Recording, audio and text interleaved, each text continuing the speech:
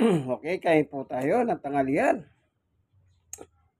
Salamat po, Panginoon Diyos, sa binigay mong tanghalian sa pagkakataon na ito. Ito po, yung kanin nilagyan ko ng ginisang kamatis. Masarap. Pritong bangus. Daing. Dinaing.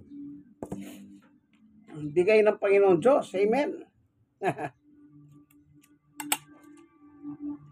Bigay ng Diyos.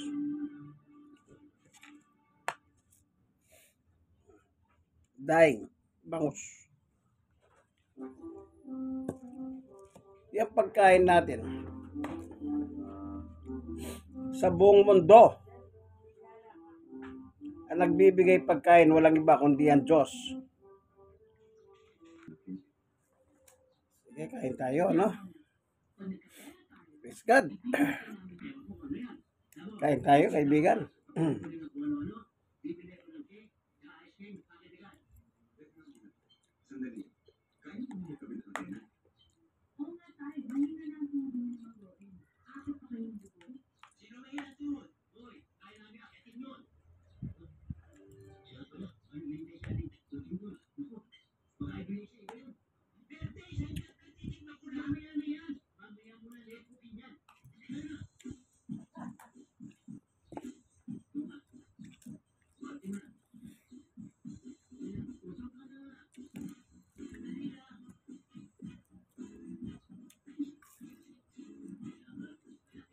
Malutong.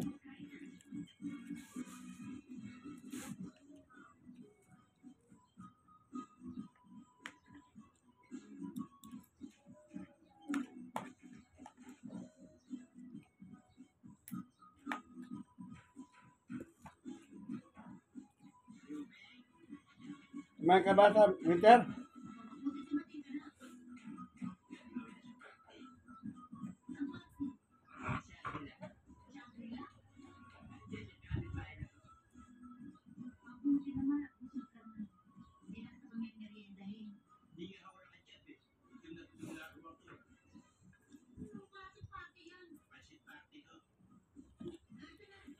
Tinignan ko yung aso kung kumain.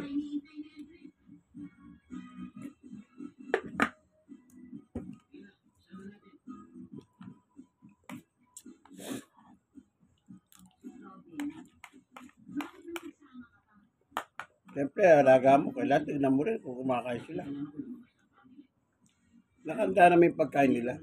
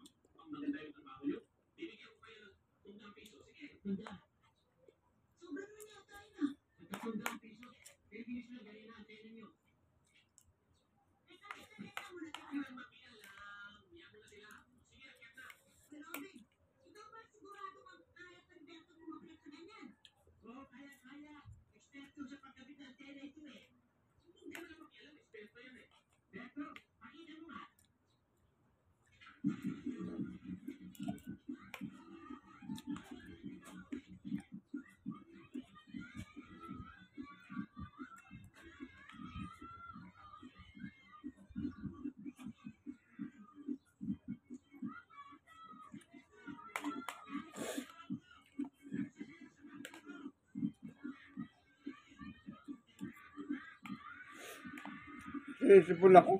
Nalila.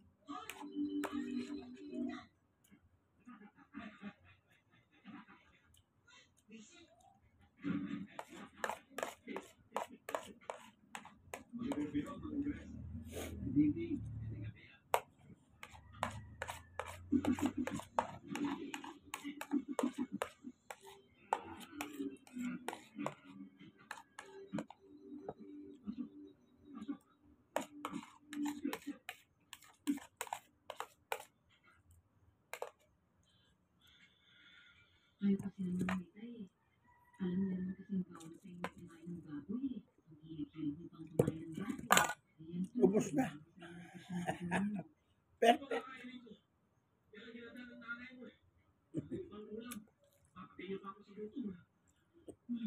Melanie, ayunin mo ng gamot ang tatay mo at baka katingin na naman sa puso. Okay, Nay.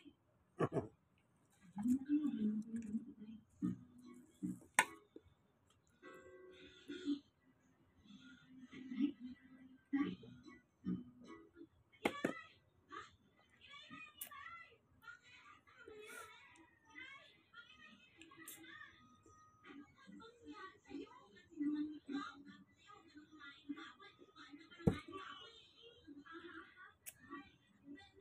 Sarap. Wala pang matamis. Hindi ako nakabili. Kailangan meron tayo pang matamis para pangalis na sa bibig. No? Ay, nagbusog talaga. Umikab ko.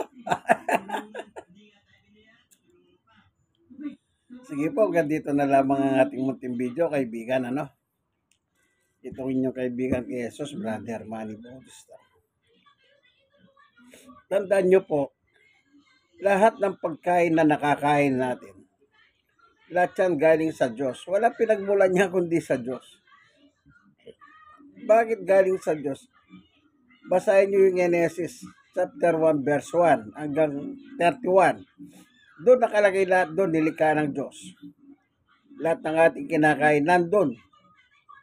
Oh, wala pang tawa, naglikha na siya ng pangangailangan ng tao. Una na siya naglingkod para sa tao. Kaya nung kumpleto na, nilikha niya tao, nilagay niya doon sa Garden of Eden. Andun na lahat, kumpleto na.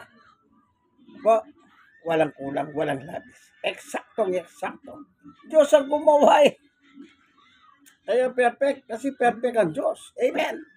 God is good all the time in Christ